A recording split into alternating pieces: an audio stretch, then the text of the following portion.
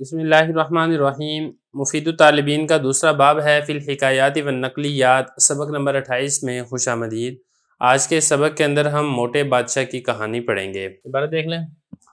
قیل ان ملکا من ملوک الفرس کان ثمینا مثقلا حتی انہ لا ینتفع بنفسہ فجمع الاطباء ان یعالجوہ فصار کلما عالجوہ لا یزداد الا شحما فجیء الیہ ببعض الحذاق من الاطباء فقال له انا اعالجك ايها الملك ولكن امهلني 3 ايام حتى اتامل وانظر الى طالعك وما يوافقك من الادويه فلما مضت له 3 ايام قال ايها الملك اني نظرت في طالعك فظهر لي انه ما بقي من عمرك 40 يوما فان لم تصدقني فاحبسني لتقتص مني فامر الملك بحبسه واخذ الملك في التاهب للموت ورفع جميع الملاهي ورکبہ الہم والغم واحتجب عن الناس وصار كلما مضى يوم يزداد ہما ويتناقص حاله كل فلما مضت الايام المذكورة طلب الحكيم وكلمه في ذلك فقال له ايها الملك انما فعلت ذلك حيلة على ذهاب شحمك وما رأيت لك دواء الا هذا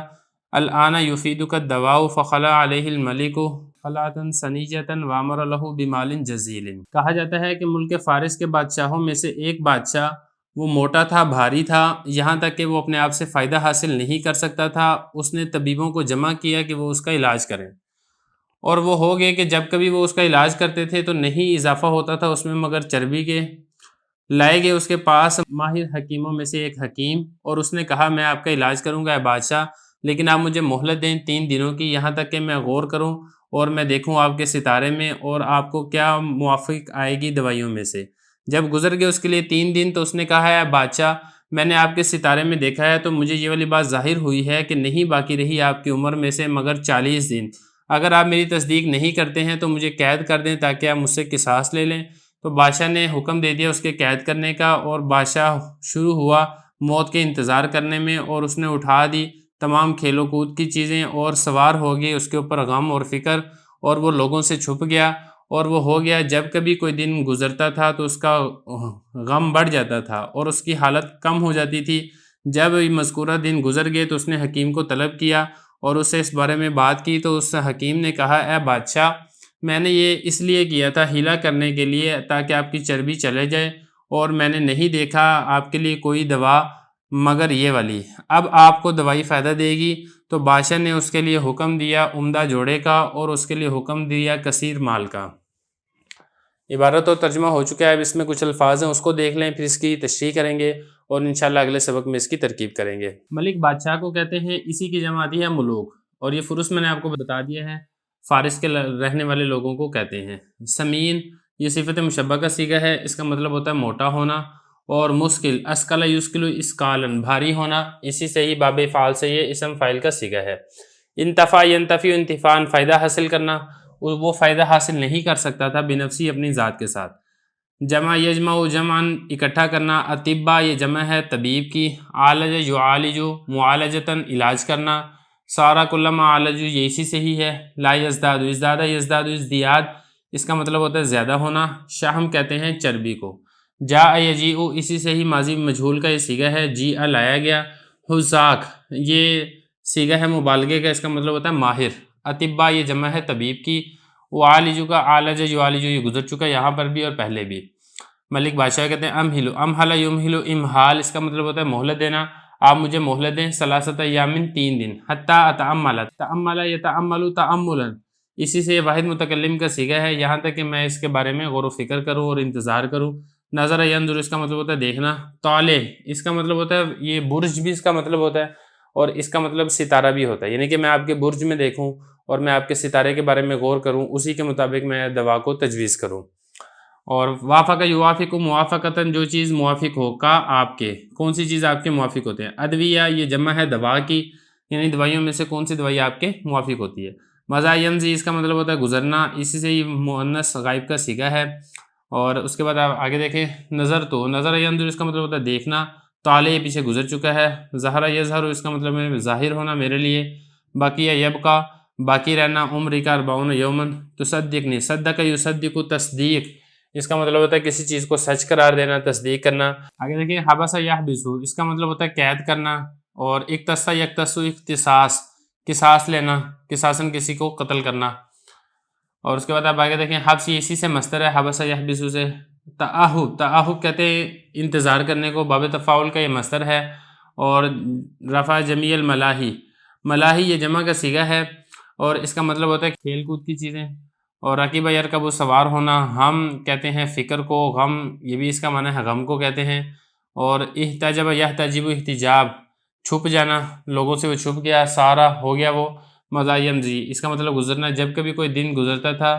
یزدادو، ازدادہ یزدادو ازدیادن، اضافہ ہونا، وہ پریشانی کے اندر اضافہ ہوتا تھا. تناقص یتناقصو، تناقص کسی چیز میں کمی آنا، یہ اس کا مطلب ہوتا ہے اس کے حال میں کمی آ جاتی تھی، مطلب اس کا جسم یہ پتلا ہو جاتا تھا. اور جب یہ والے دن گزرے ہیں جو 40 دن جو اس نے کہا تھا حکیم نے، تو پھر اس نے طلب الحکیمہ، حکیم یہ فاعل نہیں ہے بلکہ اس کا مفعول ہے، بادشاہ نے حکیم کو طلب کیا. وکلم یکلم تکلیم، بات چیت کرنا، اور بات چیت کی اس بارے میں. فقالا، تو حکیم نے کہا بادشاہ، انما فعلت ذالک، میں نے یہ والا کام کیا تھا ہیلتن، ہیلے کے طور پہ کیا تھا، علی ذہاب شحم کا، شحم چربی جیسے گزر چکا، ذہاب جانا یہ مصدر ہے، تو تاکہ تیری چربی چلی جائے. اور میں نے نہیں دیکھا تھا تیرے لیے دوا کوئی دوائی، الا ہادہ، مگر یہی دوائی تیرے لیے فائدہ مند تھی. الان، اب، افادہ یفیدو، فائدہ دے گی تجھے دوائی. فخلا، اب بادشاہ نے حکم دیا اس کو انعام دینے کا. خلا یہ کہتے ہیں جوڑے کو، سنیہ عمدہ اور بہترین جوڑا. اور اس کے بعد آگے دیکھیں مال جزیل، یہ معنی ہے کثیر کے معنی میں، اور بادشاہ نے اس کو بھی مال کثیر کا حکم دیا. تو بہرحال یہ کچھ الفاظ تھے جن کے معنی سمجھنے ضروری تھے. اب چلتے ہیں اس کی تشریح کی طرف. تو دیکھیں اس حکایت کا جیسے کہ خلاصہ ہے کہ ایک بادشاہ تھا، وہ بہت موٹا تھا، اور موٹے ہونے کی وجہ سے وہ اپنے آپ سے تنگ تھا. تو بہت سے حکیموں نے اور اطباؤں نے اس کا علاج کرنا چاہا، لیکن جتنا وہ علاج کرتے تھے اس کی چربی بڑھتی جاتی تھی. یہاں تک کہ ایک حکیم آیا ہے اور اس حکیم نے آگے کہا ہے کہ میں آپ کا علاج کروں گا، لیکن آپ مجھے 3 دن مہلت دیں. 3 دن میں غور و فکر کرتا ہوں آپ کی بیماری کے بارے میں اور آپ کے ستارے کے بارے میں، کون سی بیماری میں کون سی جو دوائی ہے وہ آپ کو فائدہ دے گی. 3 دن کے بعد اس نے پھر یہ کہا کہ بادشاہ سلامت، میں نے غور و فکر کر لیا ہے، لیکن میرے علم میں کوئی ایسی دوا نہیں آئی ہے جس سے آپ کو فائدہ حاصل ہو.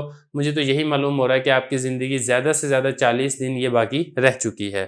تو اگر آپ کو میری بات کا یقین نہیں ہے، آپ مجھے قید کر دیں، اور 40 دن اگر آپ بچ گئے تو پھر آپ مجھ سے قصاص لے لیجئے گا، مطلب یہ کہ آپ مجھے قتل کر دیجئے گا. تو بادشاہ نے ایسے ہی کیا، بادشاہ نے اس حکیم کو قید میں کر دیا. اور پھر جب جیسے جیسے دن گزر رہے تھے تو بادشاہ کے اوپر غم اور فکر سوار ہوتی جا رہی تھی کہ میں مر جاؤں گا، میری موت کا وقت قریب آ رہا ہے. بادشاہ لوگوں سے جدا ہو گیا، کھانا پینا اس کا چھوٹ گیا، اور غم اور فکر اس کو لاحق ہوگی. اس غم کے اندر، اس فکر کے اندر اس کا جسم جو تھا وہ گھلنا شروع ہو گیا، اس کی چربی پگھلنی شروع ہوگی، اور 40 دن میں اچھا خاصا جو تھا وہ اس کا موٹاپا یہ دور ہو چکا تھا. جب 40 دن گزر گئے اور بادشاہ نہیں مرا تو بادشاہ نے پھر اسی حکیم کو بلایا ہے، اور حکیم کو بلانے کے بعد اس سے پوچھا ہے کہ اب بتاؤ 40 دن تو گزر گئے ہیں. تو پھر حکیم نے کہا کہ میں نے تو یہ ایک ہیلہ اختیار کیا تھا کہ آپ کے اوپر جب تک غم سوار نہیں ہوگا، فکر سوار نہیں ہوگی، آپ کی چربی نہیں پگھلے گی، تو یہ ہیلے کے طور پہ میں نے یہ والا ایک طریقہ اختیار کیا تھا، اور آپ اس کا رزلٹ اب اپنے سامنے دیکھ سکتے ہیں. آپ کی کافی حد تک چربی یہ پگھل چکی ہے، باقی جو چربی ہے وہ ہم دوائی دے دیں گے، وہ انشاءاللہ اس سے بھی پگھل جائے گی. تو بادشاہ بڑا خوش ہوا ہے، بادشاہ نے بھی اس کو ایک قیمتی جوڑا عنایت کیا ہے، اور اس کو ایک عمدہ مال یہ بھی دیا ہے، کثیر اس کو مال عطا کیا ہے. تو بہرحال یہ حکایت کا خلاصہ تھا.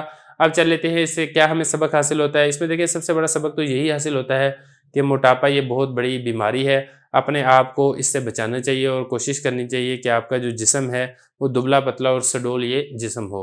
اور دوسرے اس میں ہمیں سبق یہ ملتا ہے کہ اسباب کے اندر غور و فکر کرنا چاہیے، خاص طور پہ جو ڈاکٹر ہے، جو معالج ہے، اس کو غور و فکر کرنا چاہیے کہ وہ ایسے نہیں ہے کہ ایک بیماری ہے اس کی یہ والی دوا ہے تو وہ سیدھی سیدھی دوا تجویز کر دے، بلکہ اس کے اسباب اور علامات یہ دیکھنی چاہیے کہ کون سی دوا یہ فائدہ دے گی، اور اگر دوا سے ہٹ کے کوئی اور ہیلا فائدہ دے سکتا ہے مریض کو تو اس کو لازمی طور پہ اختیار کرنا چاہیے. تیسرا ہمیں یہ سبق اس سے ملتا ہے کہ ہمیں آخرت کی فکر اور آخرت کا غم ہونا چاہیے. اگر بادشاہ کو فکر اور غم لاحق ہوتا پہلے سے تو پھر بادشاہ کا یہ والا حال نہ ہوتا موٹاپے میں، جیسا کہ بادشاہ کا حال ہو چکا تھا. تو اسی طریقے سے جو مومن ہے وہ آخرت کے بارے میں غور و فکر کرتا رہتا ہے، سوچتا ہے، جس کی وجہ سے وہ موٹاپے سے بھی محفوظ رہتا ہے. تو یہ کچھ اسباق ہمیں اس سے حاصل ہوتے ہیں. اور چوتھا اس سے سبق یہ بھی حاصل ہوتا ہے کہ ہمیں عقل اور ذہانت اس کو بھی استعمال کرنا چاہیے. جیسا کہ یہ حکیم تھا، اس نے دیگر حکیموں کی طرح سیدھی سیدھی دوائی نہیں دی ہے، بلکہ اپنی عقل اور اپنی ذہانت کو استعمال کر کے پھر وہ ایک رزلٹ اور نتیجے پر پہنچا ہے، جس کی وجہ سے بادشاہ بھی صحت یاب ہو گیا اور اس حکیم کو بھی بہت زیادہ مال ملا ہے. تو بہرحال یہ کچھ سبق تھے جو ہمیں اس حکایت سے ملتے ہیں. اب اگلے سبق کے اندر ہم انشاءاللہ اسی حکایت سے متعلقہ جو ترکیب ہے ہم وہ کریں گے.